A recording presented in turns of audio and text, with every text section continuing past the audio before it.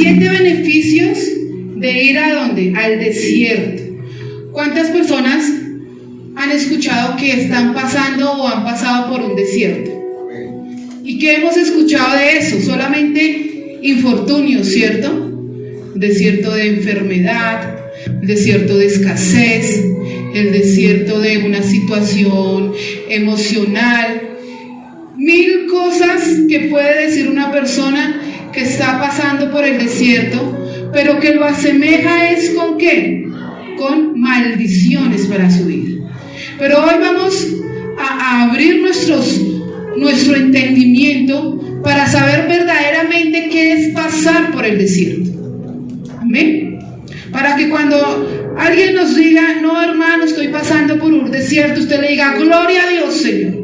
Gloria y alabado sea mi Padre, porque te está ministrando tu corazón. Amén. Vamos a cambiar nuestra manera de ver el pasar por el desierto. Amén. Entonces dice, el desierto viene del hebreo, que significa dabar, y a su vez su raíz griega significa hablar y palabra. Eso significa desierto. Entonces, según el significado, aprendemos que en medio del desierto Dios nos está ¿qué? Hablando, ¿cierto? Es un encuentro con el Señor. Dado que el desierto es un lugar desolado, es un lugar donde no existe gran cosa, es donde el Señor nos va a empezar a ¿qué? A hablar, a ministrar nuestro corazón.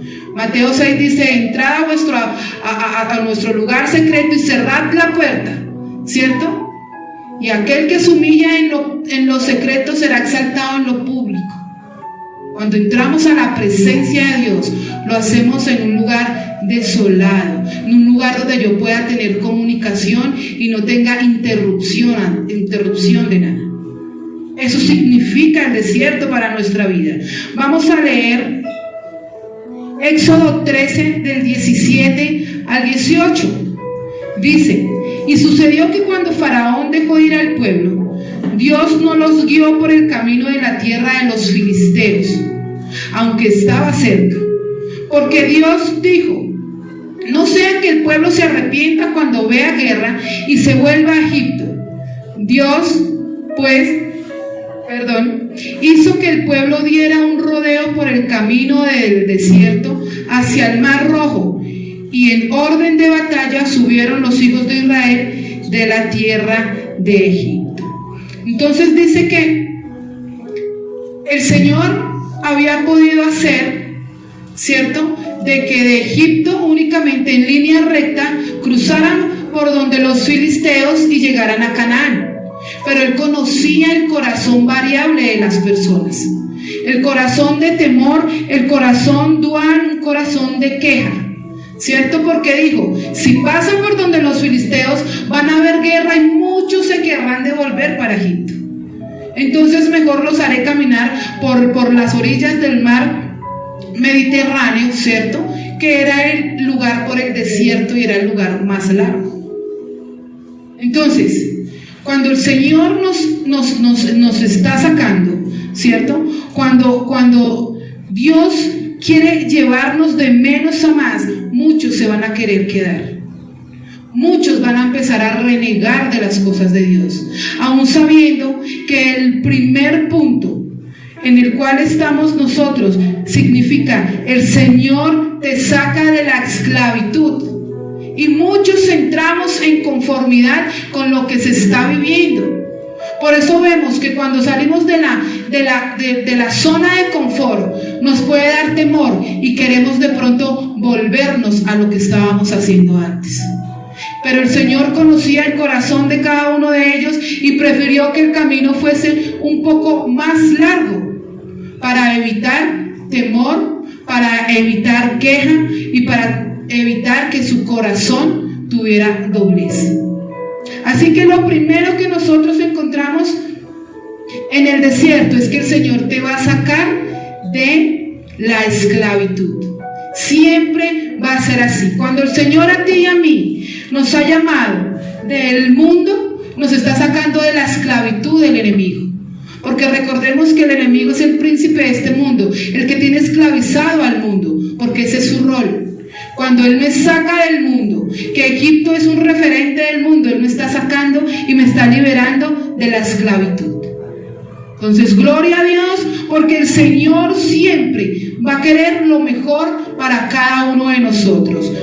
Vamos para el segundo. Éxodo 13, del 21 al 22 dice: Jehová iba delante de ellos, de día en una columna de nube para guiarlos por el camino, y de noche en una columna de fuego para alumbrarlos, a fin de que anduvieran de día y de noche. No quitó de delante del pueblo la columna de nube durante el día, ni la columna de fuego durante la noche. Entonces dice que el Señor, cuando Él saca a Israel de Egipto, ¿cierto?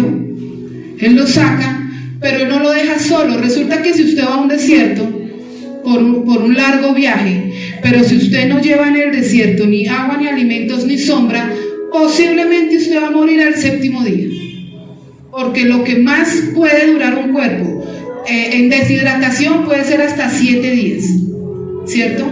Pero Él en el desierto, Él sustentó todas estas cosas. Dice que Él era la nube de día, ¿cierto? ¿Por qué? Porque Él les cubría del sol y de ese calor tan tremendo que hace en el desierto. Pero tristemente, el que se alejaba de la cobertura de la nube era muerto, porque no podía soportar las inclementes calores del sol, ¿cierto? Entonces, por eso, si la columna se empezaba a mover, si la nube se empezaba a mover, todo Israel debía moverse debajo de la sombra del Señor. ¿Qué dice Salmo 91:1? El que habita la sombra del Altísimo morará bajo las alas del Omnipotente. Entonces, el tip fundamental aquí era permanecer debajo de la presencia del Señor, porque Él era el que me cubría. Si la nube empezaba a moverse, Moisés tenía que dar la orden y todo Israel debía moverse. Aquel que en rebeldía se apartaba de la presencia del Señor era muerto en el desierto. No porque el Señor no lo quisiera tener con vida, porque Él había decidido apartarse de la presencia del Señor. Amén. Y de noche, ¿qué era? De noche era una columna de fuego que les permanecía calientes, ¿cierto?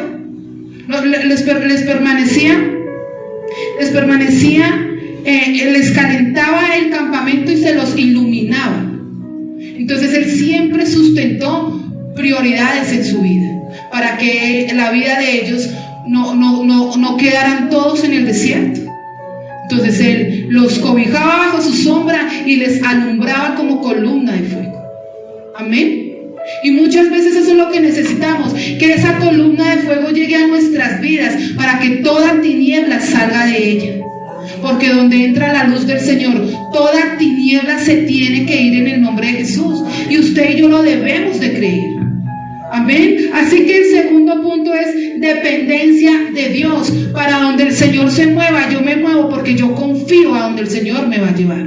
Si Él me dice, se levantan a las 3 de la mañana, que nos vamos a mover en oración, yo me levanto con el Señor. Porque eso es confianza, porque Él sabe a dónde me va a llevar. Recuerde que la palabra de Dios dice que ni los caminos míos ni mis pensamientos son iguales a los pensamientos y los caminos del Señor que tiene preparados para mí. Entonces, si Él se mueve, yo me muevo. Si Él se queda quieto, yo me quedo quieta, pero siempre a la orden de su presencia. Esa es la manera de yo depender del Señor 100%. Amén. Entonces, el segundo, ¿qué es? Depender de Dios. Yo debo aprender a depender de Dios.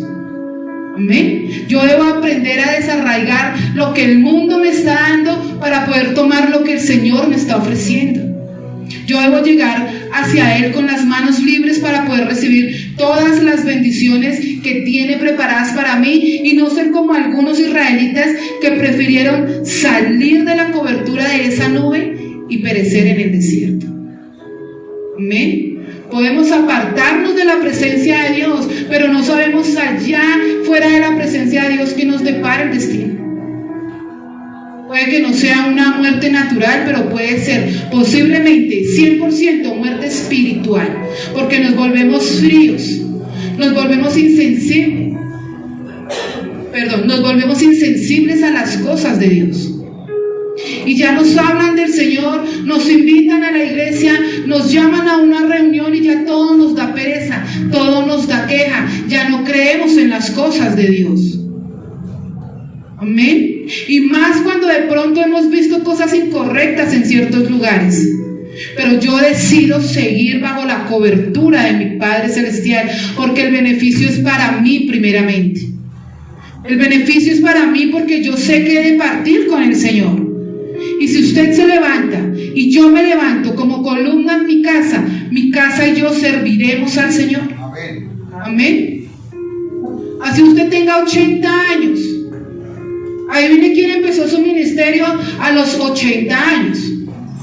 Moisés, del que estamos hablando. Y pasó de tener mucho a no tener nada, pero a tener el sustento diario de parte del Señor. Amén. Solo debemos tener en nuestro corazón: mi dependencia no está en un jefe, mi dependencia no está en un lugar de trabajo, mi dependencia es de Cristo Jesús. Amén. Porque todo puede acabarse. En pandemia muchas empresas tuvieron que cerrar, pero la mano del Señor siempre estuvo ahí para cada uno de nosotros. Amén. Tanto en salud como económicamente, como en tenernos a todos en familia, siempre estuvo el sustento del Señor.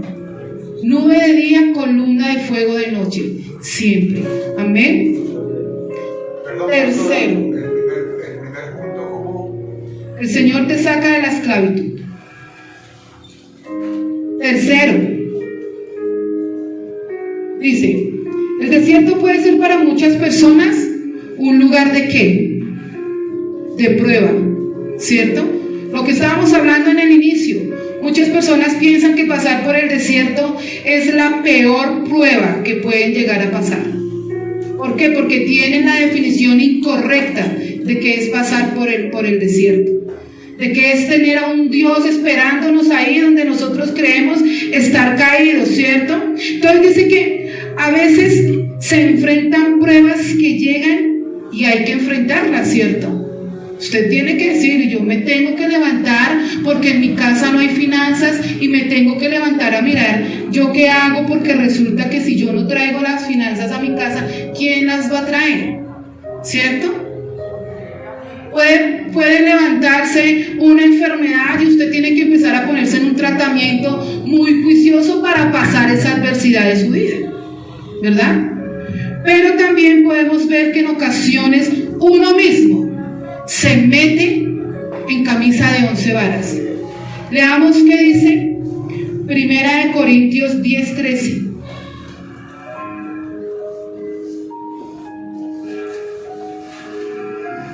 Primera de Corintios 10:13.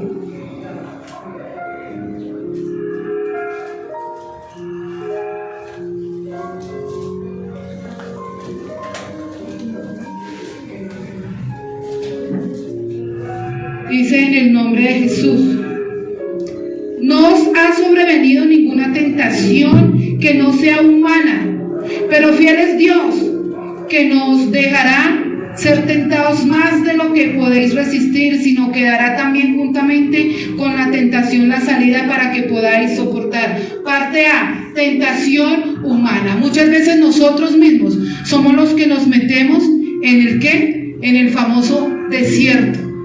Por nuestras decisiones, por nuestra manera de vivir, por nuestro accionar, por lo que yo permito en mi vida.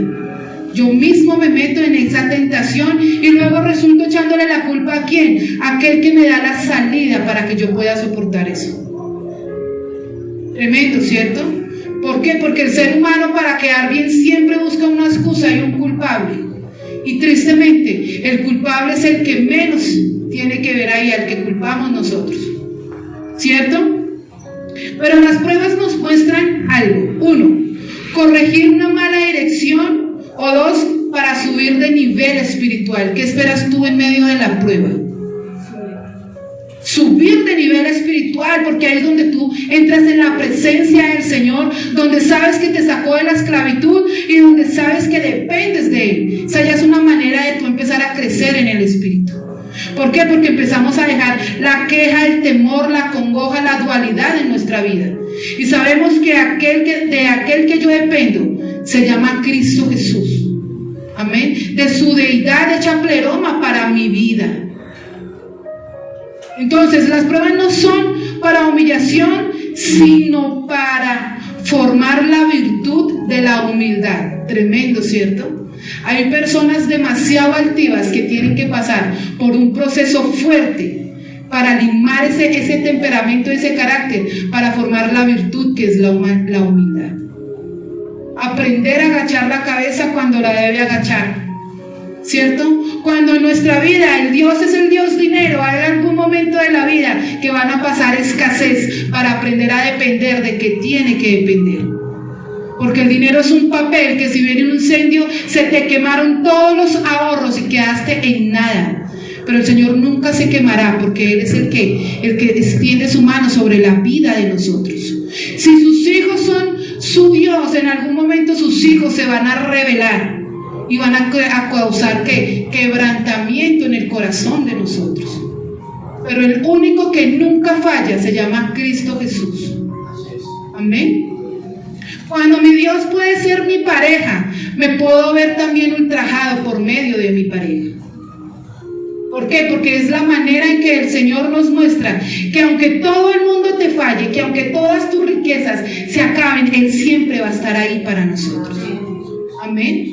Eso yo lo debo creer. Aunque en mi empresa, en mi lugar de trabajo, en mi casa, no haya para mucho, pero siempre va a haber, porque la mano del Señor está en la alacena de mi casa. Estaba para las necesidades que yo tengo.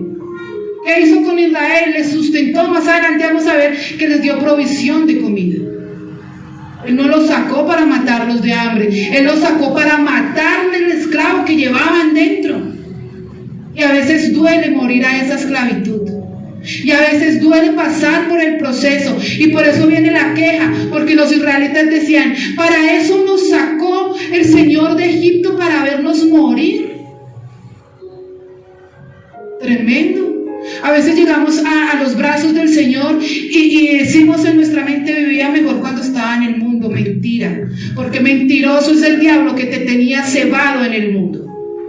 Cuando tú le empiezas a dar comida a un perrito de la calle, todos los días el perrito va a estar ahí, porque sabe que tú le vas a dar. El enemigo es igual, sabe que tú vienes y vas, pero él siempre va a estar ahí para cebarte y no dejarte salir del mundo, para cebarte y no dejarte salir de la esclavitud del mundo. A mí me parece eso tremendo, porque hay muchos cristianos que deciden volverse a las cosas naturales, porque tristemente lo sobrenatural no les llenó sus expectativas. ¿Saben por qué? Porque ellos piensan que la palabra de Dios dice, venid a mí que yo les voy a dar riquezas, oro, plata, les llenaré de cosas materiales que ustedes desean, pero yo no voy a ir con ustedes. ¿Y con qué se conforman las personas? Con lo que supuestamente van a adquirir. Pero lo más valioso es la presencia de Dios en la vida de nosotros. Es mejor un día a las puertas de tus atrios que 1000 lejos de ella, dice el Salmo. Amén. Yo creo eso. Yo creo que hay muchas personas, tristemente, creyentes en la palabra de Dios, solamente siendo que el hermano Matera, solamente quieren que el Señor les dé, les siembre, pero no quieren dar fruto, porque están mal sembrados, tienen un equívoco de la palabra de Dios. El Señor no es frotar la lamparita y salió el genio. ¿Qué necesitas? ¿O qué deseas? Porque tristemente esta carne desea las cosas, ¿cierto? Yo veo algo, todo entra por mis ojos y yo deseo eso y me encapricho con esas cosas. Y si no las tengo, me quejo del Señor. Si yo te sirvo, Señor, ¿por qué no tengo el último carro modelo, cierto? El último celular. Porque eso es vanagloria, eso pasa. Tú hoy tienes el iPhone 10, mañana está el iPhone 15, después el iPhone 30 y nunca tu sed de gusto va a ser saciada. Porque el ser humano es así. Y por eso es que se devuelven al mundo. Por eso es que se meten en las pruebas que se meten. Porque no está la simiente de Cristo Jesús. Como yo ya conozco qué es pasar por el desierto, yo empiezo a ¿qué? A caminar en él. Porque en el desierto el Señor va a resplandecer su rostro para mi vida. Amén. Entonces el tercer punto es, Él prueba nuestro corazón. ¿Qué hay dentro de ti? ¿Qué hay? El cuarto punto, el tercer punto, el segundo era dependencia de Dios. El tercero, prueba el corazón. Amén. Entonces, en medio de la prueba que estemos pasando, sea que yo me haya metido en ella, sea que yo haya decidido meterme en ella, siempre va a ser probado nuestro corazón, porque Él nos va a dar la salida. ¿Tú qué vas a hacer con lo que yo te estoy dando? Ahí está la verdadera prueba de nuestro corazón. Amén. Entonces dice Deuteronomio 8 del 3 al 4: te humilló y te dejó tener hambre, y te alimentó con el maná que no conocías, ni tus padres habían conocido, para hacerte entender que el hombre no solo vive de pan, sino que vive de todo lo que procede de la boca de Jehová. Tu ropa no se gastó sobre ti, ni se hinchó tu pie durante estos 40 años. Tremendo. Porque en 40 años que divagó Israel por el desierto, jamás tuvieron que ir a comprar un par de sandalias. Y no tuvieron que ir a comprar ropas, porque dice la palabra que sus ropas crecían con ellos y su pie jamás se hinchó, o sea, no se le quedó apretada la sandalia, porque Él sustentó hasta lo más mínimo que cada uno necesitaba. Les dio el maná que no conocían ni siquiera sus papás, ¿verdad? Eso para mí es tremendo. Porque ellos decían, tenemos hambre, y el Señor, ¿qué hizo? Abrió los cielos y derramó el pan sobre ellos, para que ellos fueran saciados. Y eso es referente ¿de qué? De la venida de Cristo Jesús, de la primera venida, porque Él es el pan de vida que descendió de los cielos, así como descendió el maná a los israelitas, así descendió Jesús para darnos vida eterna a nosotros, porque Él es el pan de vida. Amén. Eso debemos entender cuando leemos la palabra, tener una buena exégesis de verdaderamente qué fue lo que pasó, porque la palabra no es linda, la palabra es edificante para mi vida. Amén. Entonces dice que lo que se traduce como humillar, ¿cierto? Que dice al principio, dice, y te humilló. Humillar en hebreo es la palabra anar, A-N-A-H, que significa llevar un proceso de humildad. O sea, yo que te pasé por el proceso para que pudieras llegar a la virtud de la humildad, ¿cierto? Había mucho israelita con el ego demasiado alto. ¿Por qué? Porque estaban en conformidad, entonces ya no le deslumbraban las bendiciones del Señor. Cuando una persona se acostumbra, es algo tremendo. Cuando usted se sienta acostumbrado a algo, inquiétese para que salga de la zona de confort. Porque cuando estamos en la zona de confort no va a pasar absolutamente nada en nuestra vida. Su vida va a ser cíclica en ese lugar. Va a ser un círculo vicioso. Entonces dice que recordemos que Faraón es una simbología de Satanás y que Egipto es una simbología del mundo, para poder entender lo que estamos hablando, ¿cierto? Entonces dice que Dios, con esto que les mostró de que tenían hambre y desciende el pan del cielo, ¿cierto? El maná, que es una de las cosas que está guardada en el arca de Dios, ¿recuerdan? Es una simbología que hay en el arca de Dios. Él les quiere mostrar al Señor, a los israelitas, es que Él quiere romper la esclavitud de dependencia con el mundo. Él ya no depende de Faraón, ya no depende de Egipto, ahora dependemos de quién, ya lo vimos, del Señor. Tú tienes hambre, dile al Señor que tienes hambre y Él saciará tu hambre.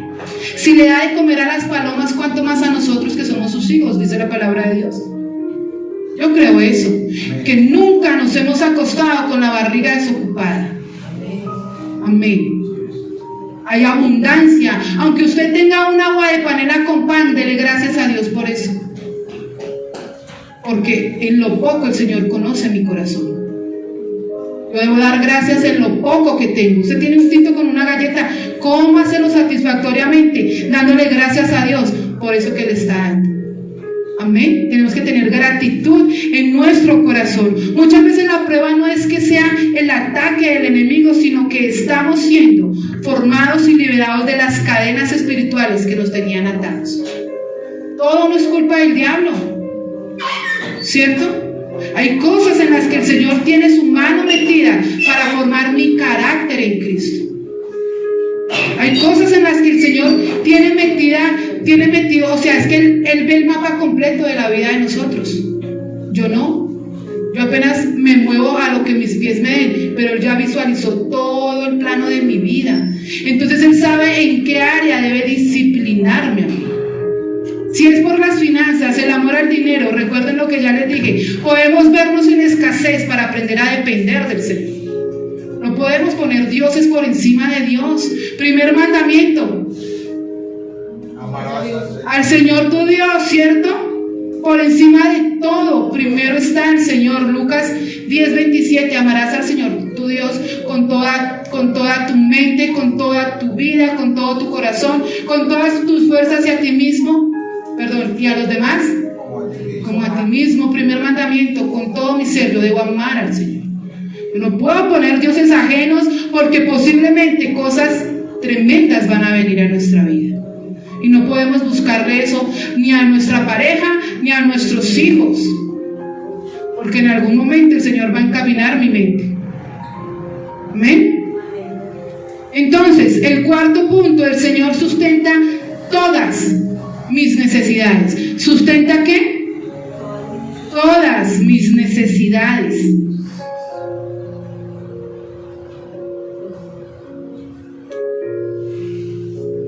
Amén. Entonces aprendamos a discernir qué viene del Señor y qué es lo que el diablo me quiere robar. Pero aprendamos a discernir qué es lo que el Señor me quiere mostrar en medio de la prueba que estoy pasando. Cómo el Señor está pesando mi corazón. Porque en medio de la prueba viene la desnudez de mi corazón. Empezamos a ver corazones desnudos. ¿Quién verdaderamente es esa persona? Tremendo. Dice la palabra del Señor en Deuteronomio, dice que en el Salmo 78, dice que los israelitas, cuando veían que alguien perecía porque se apartaba de la presencia de la nube de día, ellos entraban como en temor y empezaban a alabar al Señor. Pero dice la palabra en la NTV, dice, pero de dientes para afuera, porque su corazón estaba lejos del Señor. Por temor empezamos a alabar al Señor. Cuando hay una enfermedad en algún familiar o en la vida de nosotros, empezamos a alabar al Señor. Pero ¿cuál es tu motivación para sanarte? ¿O para que esa persona sea sana? ¿Para que siga viviendo la vida loca? ¿O verdaderamente pidiendo una oportunidad para poder servirle al Señor? Tremendo, ¿cierto? Sacar palabras lisonjeras, dice la Reina Valera, y decían palabras lisonjeras para mí. Lisonjeras es una persona que solamente... Adulación, yo le digo lambonería.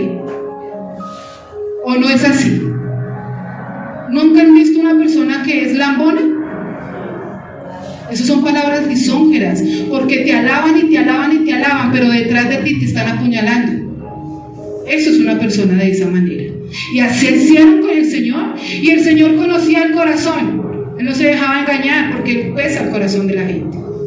Léanse el Salmo 78 completo y verán relatar la vida de los israelitas cuando salieron de Egipto. Verán todas las cosas que ellos hacían, y aún el Señor ahí con ellos. Blasfemaban del Señor, y el Señor aún ahí dándoles el pan. Se quejaron del pan. ¿Recuerdan lo que decía? Decía, ya fastidia este pan liviano. Tremendo, fastidia la bendición que usted me está dando. Malagradecidos. No había gratitud en su corazón. Fue tanto así que el Señor dijo, ok, no les voy a dar más pan, les voy a dar carne. Así que hizo que cayeran todas las codornices para que ellos comieran carne. Hasta en sus caprichos tenían sed. Golpea la piedra que ahí va a salir una fuente de agua bebible. Y así era. Y aún ellos seguían blasfemando de Dios, hablaban de Dios y hablaban de Moisés. Y Moisés, ¿qué les dijo en Éxodo? Ustedes no se cansan de hablar de nosotros. Hacemos el bien en lo natural y deja de hacerlo para que la gente empiece a hablar mal de ti. Tristemente es cuando no hay gratitud en el corazón. Tú eres súper bien con alguien, pero en algún momento dices no y ahí se desbarató toda la relación. Así es con el Señor. Señor, quiero, y el Señor no te suelta porque te está limando el carácter y tú empiezas a blasfemar del Señor. Y digo tú refiriéndome a mucha gente, ¿verdad? Entonces lo que yo tomo hoy, lo que yo tengo para mí hoy, es que hay gratitud en mi corazón. Señor, pasamos por el desierto, pero gloria a ti que resplandeces tu rostro para mí. Amén. ¿Quién me dice en qué punto vamos? En el cuarto, el Señor sustenta todas nuestras necesidades. Todo lo sustenta mi amado Señor. Siguiente, Deuteronomio 8 del 6 al 10. Guardarás pues los mandamientos de Jehová tu Dios para andar en sus caminos y para temerle, porque Jehová tu Dios te trae a una tierra buena, a una tierra de corrientes de agua, de fuentes y manantiales que fluyen por valles y colinas, una tierra de trigo y cebada, de viñas, higueras y granados, una tierra de aceite de oliva y miel, una tierra donde comerás el pan sin escasez, donde nada te faltará, una tierra cuyas piedras son hierro y de cuyos montes pueden sacar cobre. Cuando hayas comido y te hayas saciado, bendecirás a Jehová tu Dios por la buena tierra que Él te ha dado. Amén. Entonces dice, la disciplina no es un castigo, es un entrenamiento como la disciplina de un atleta, ¿cierto? La disciplina y el entrenamiento nos llevan a ¿qué? A aprender de nuestro amado Señor. Cuando el Señor nos disciplina, hay mucha gente que le duele, ¿cierto? Si usted se mete a hacer ejercicio por primera vez y usted vaya a hacer pierna el primer día, usted al otro día no se puede parar, porque a usted le duele todo. Así es con el Señor. Cuando usted empieza a meterse con el Señor y el Señor lo empieza a disciplinar, a usted le empieza a doler. ¿Por qué? Porque usted se está entrenando en las cosas de la piedad, que es lo que verdaderamente nos sirve a nosotros, ¿cierto? Entonces la disciplina es el entrenamiento que nos hace aprender a vivir como el orden del Señor, para no solo tener la bendición, sino para tener la habilidad de mantener la bendición. ¿Qué leíamos? Él nos dio ¿qué? Los mandamientos para andar en sus caminos y para temerle al Señor. Él nos entrena, pero también nos entrena para tener la habilidad de mantener la bendición, ¿cierto? ¿Quién dijo que uno tiene un bebé recién nacido y ese bebé se queda recién nacido toda la vida? Usted como mamá y como papá, usted empieza a tener la habilidad para mantener a ese bebé sano, para mantener a ese bebé, esa herencia que el Señor le ha dado, con buena salud en todas las áreas de su vida, para darle la gloria al Señor. Esa es la habilidad que yo tengo que aprender a desarrollar en el orden del Señor. O sea que el siguiente punto es que disciplina. El Señor nos disciplina y si le duele, dele gloria a Dios. Si a usted el Señor lo disciplina y usted siente que nada pasa, métase más en la presencia del Señor, porque el Señor siempre te va a pedir algo que a ti te está estorbando. Piense ahí en su lugar, ¿qué me ha pedido el Señor que suelte?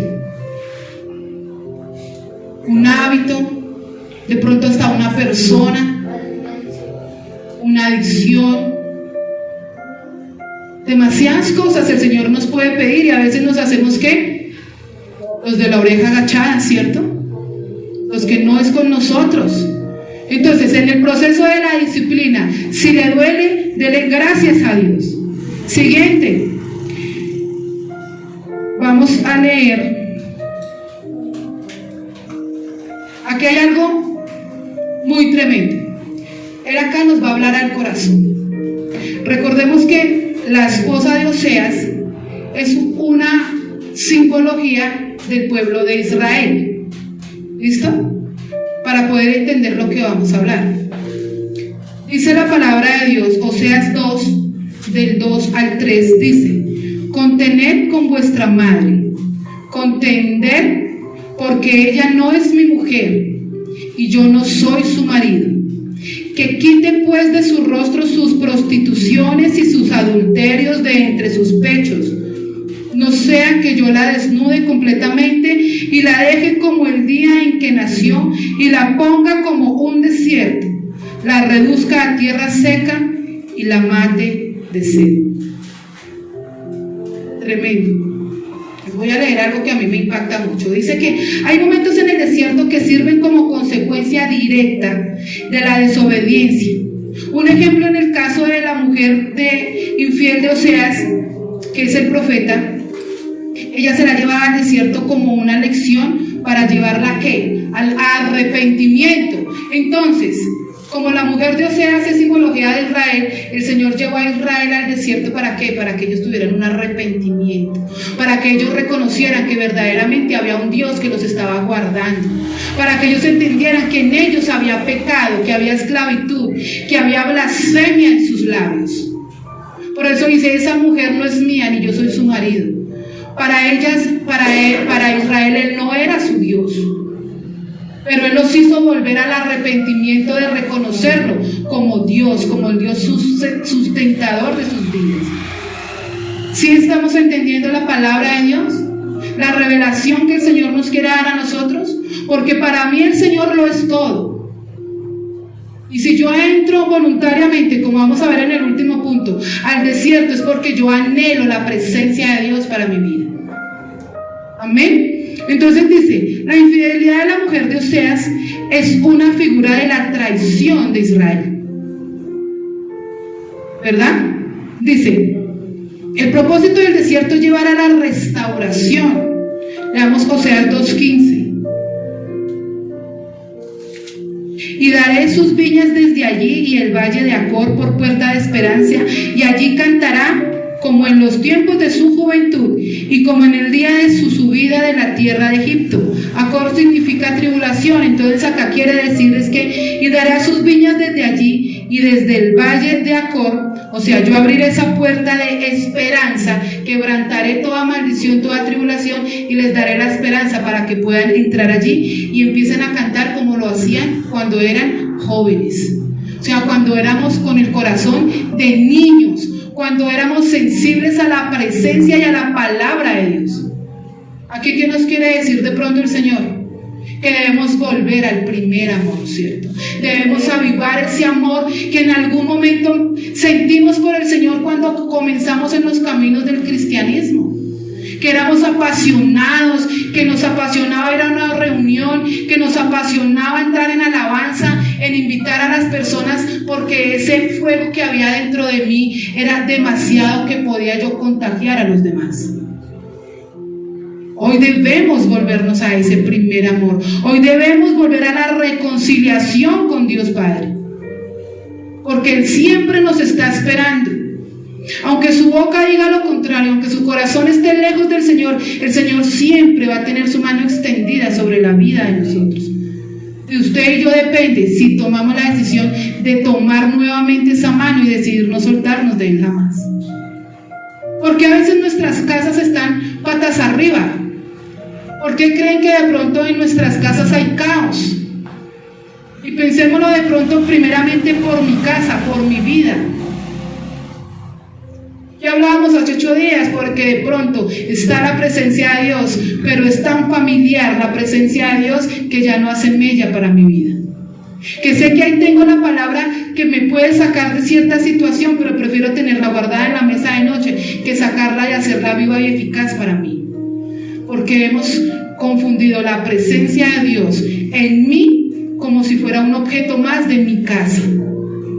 Yo debo aprender a reconciliarme con el Señor, a decir: Señor, si tu presencia conmigo no va, no me permitas ir a hacer ese negocio. Si tu presencia conmigo no va, no permitas que yo vaya y coja ese avión. Porque en todo hay un propósito para la vida de nosotros. Pero sin Dios, yo no me quiero mover.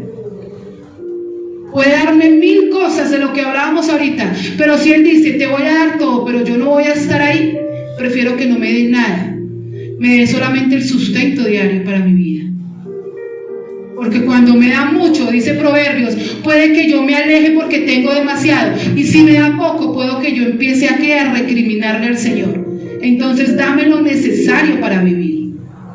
Amén. No podemos volvernos como los niños caprichosos que quieren algo y toca ir a comprárselos, porque ¿quién se los aguanta llorando? Nosotros tenemos que ser hijos, pero hijos maduros con el Señor. Amén. Aprender la disciplina, aprender a depender de Dios, aprender de que sin Él nada somos. Dios sin mí sigue siendo Dios, ¿cierto? Yo sin Él no soy nada. Yo debo aprender a caminar con el Señor. Yo debo aprender la disciplina del Señor. Yo debo aprender, como el 6º punto, a tener la restauración de parte del Señor. Así que vuelve hoy al primer amor, a ese fuego que te contagiaba cuando empezaste en las cosas del Señor. Que no se te haga familiar ir a la iglesia cada 8 días, conectarte entre semana, pero en realidad en mi vida no pasa nada, por la familiaridad que ya hay con el Señor. Quiso hacer 1000 milagros en Nazaret, pero el corazón de los nazarenos no lo permitió. Así que no seamos como ellos. Tengamos un corazón restaurado para con el Señor. Abramos nuestro entendimiento para entender las cosas del Señor. Amén. Siguiente, la mejor forma, se los doy como un consejo, porque entre multitud de consejeros hay sabiduría. La mejor manera de entrar en el desierto es voluntariamente. Yo entro en el desierto ¿cómo? En ayuno, en oración, ¿cierto? Yo entro en ayuno apartándome del ruido del mundo, de todo lo que hace que yo me distraiga.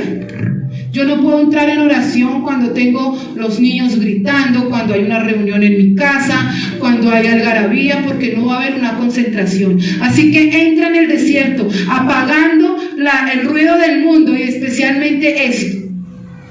Si usted no apaga esto mientras usted está orando, si usted tiene la Biblia en su dispositivo, déjeme decirle que no va a haber ninguna concentración absoluta, porque esto te pita. Y la curiosidad te va a hacer abrir quién te está escribiendo. Y tú te vas a dejar la palabra a un lado para empezar a contestar. Y ahí ya te dispersaste completamente. Porque el enemigo viene ¿a qué?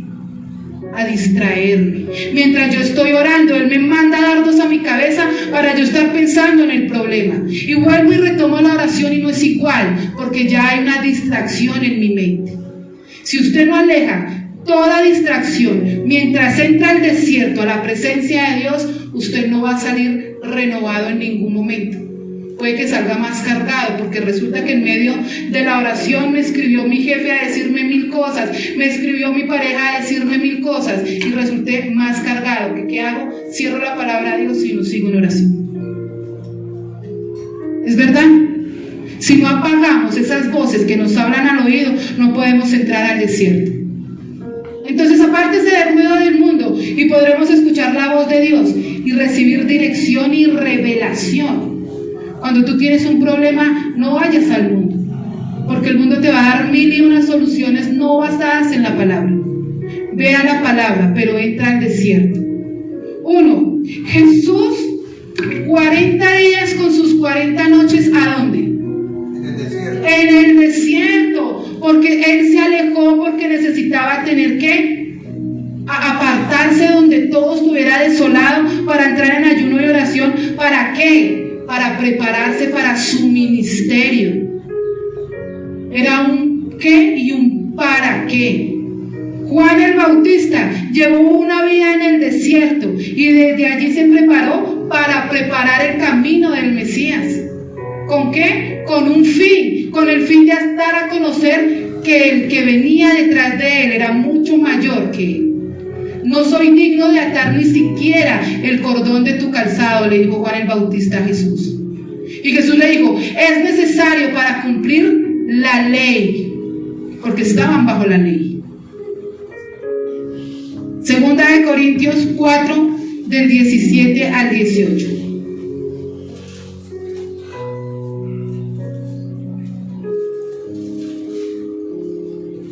Segunda de Corintios 4, 17 y 18 dice, porque esta leve tribulación momentánea produce en nosotros cada vez más excelente y externo peso de gloria, no mirando nosotros las cosas que se ven, sino las que no se ven, pues las cosas que se ven son temporales, pero las que no se ven son eternas. Debemos aprender a entrar al desierto, pero quitando la mirada de las cosas naturales, poniendo la mirada en lo sobrenatural de lo que el Señor tiene preparado para nosotros. Así que el último punto es el cumplimiento del propósito para mi vida. Jesús entró al desierto, salió con un propósito. Juan el Bautista vivió la mayoría de su tiempo en el desierto, pero era para un propósito. Amén. Así que tú y yo entremos confiadamente en el desierto, donde el Señor nos va a mostrar su rostro, va a inclinar su oído a nuestra súplica y se va a dejar encontrar de todo aquel que lo busca de corazón. Amén. Coloquémonos en nuestros pies. Edwin, colócame la de Barak, por favor. Señor, en esta mañana te damos gracias, Padre, porque hemos entendido que si nosotros hemos pasado, Señor, por un desierto, por donde creemos que las circunstancias pesan más que el poder tuyo, Señor, hoy te pedimos perdón, porque en el momento no entendíamos que tú nos estabas esperando en medio de la tribulación, Señor, en medio de ese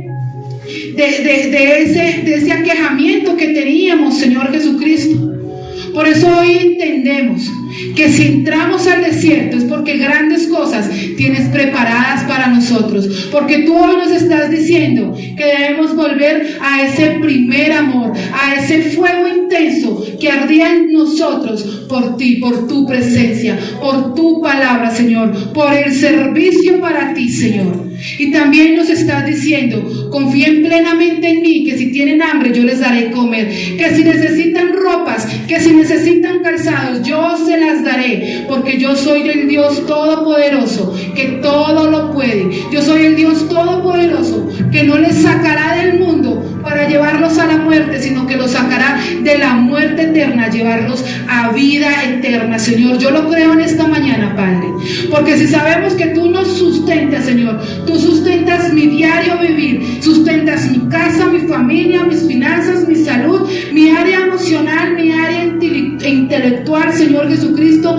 porque yo sé que donde estás tú, todo prospera, Señor, porque donde está tu presencia, Señor, toda tiniebla se tiene que ir. Yo lo creo, Señor, porque así como dice tu alabanza, ni las potestades, ni lo porvenir, ni lo que viene de parte del enemigo puede contra el poder tuyo. ¿Quién lo podrá hacer? ¿Quién te podrá hacer frente? Nadie, Señor, porque sabemos que tú eres más poderoso en Cristo Jesús. Somos nosotros más valientes porque reconocemos tu poder para con nosotros. Así que hoy pedimos, Señor, perdón por no haber entendido que cuando estábamos pasando por la prueba, Señor, eras tú limando mi carácter para enseñarnos la virtud de la humildad. Así que hoy hemos aprendido y hemos entendido, Señor, que aunque mil cosas hayan pasado sobre nuestra vida, lo sobrenatural está cuando ponemos la mirada en lo de arriba y la podemos quitar de lo natural para el cumplimiento de tu propósito, Señor. Te pido, Señor Jesucristo, que seas tú revelado a nuestras vidas, Señor. Revela tu poder, Señor. Entra a mi casa, díselo esta mañana, díselo nuevamente. Yo quiero que entres y te quedes en mi casa y pongas en orden lo que está en nosotros. Díselo fuerte. El arca de tu presencia. Entra y quédate en ella, Señor.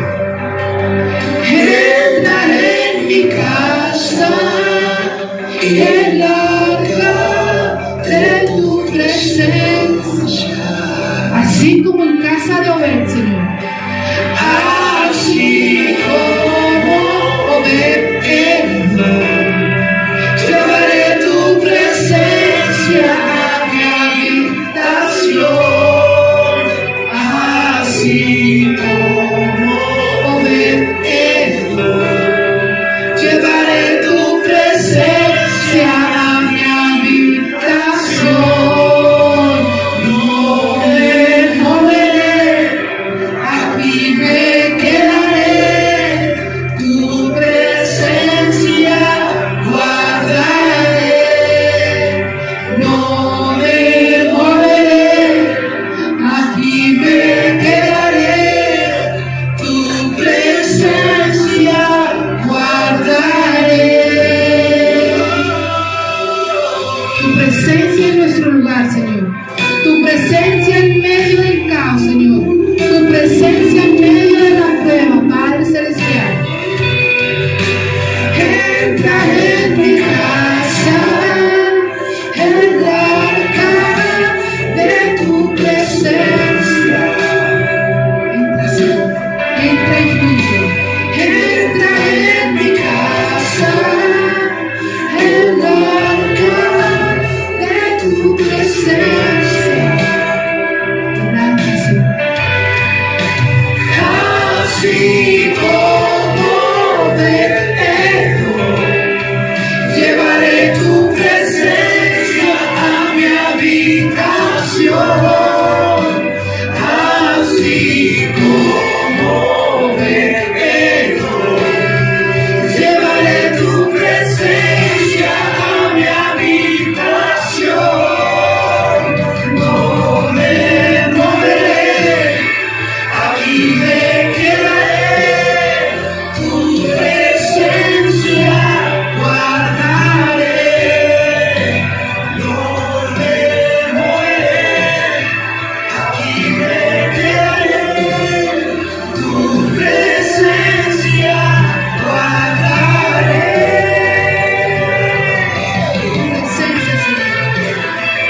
Tu presencia será viva y eficaz para mi vida, Señor. Porque ya no más las cosas del mundo. Decido estar contigo, Señor. En mi casa habita el arca de tu presencia. Y no como un objeto más, Señor, sino como aquel que da vida a todo lo que estaba muerto. Habita el arca de tu presencia, de tu presencia. En mis huesos, en mis manos, el peso de tu gloria, de tu gloria. En mi casa habita el arca de tu presencia, de tu presencia. Tú has puesto en mis manos el peso de tu gloria, de tu gloria. No me moveré, aquí me quedaré. Tu presencia guardaré. No me moveré, aquí me quedaré. Tu presencia guardaré. Sí, Señor. Tu presencia en mi casa, Señor. Entra en mi casa y haz de ella lo que mejor te parezca, Señor. Toma el control y las riendas de mi vida, Señor. Disciplina mi carácter para que mi temperamento sea formado a través de tu palabra, Señor. Gracias, Señor. Gracias, Padre Santo de la gloria. A ti la gloria, la honra y la alabanza. Y elevamos un aplauso fuerte para nuestro amado Rey. Gracias, Señor, por la palabra del desierto, porque de hoy en adelante, cuando entre en una prueba, buscaré tu presencia. En el nombre de Jesús, y su pueblo dice, amén. Gloria a ti, Señor.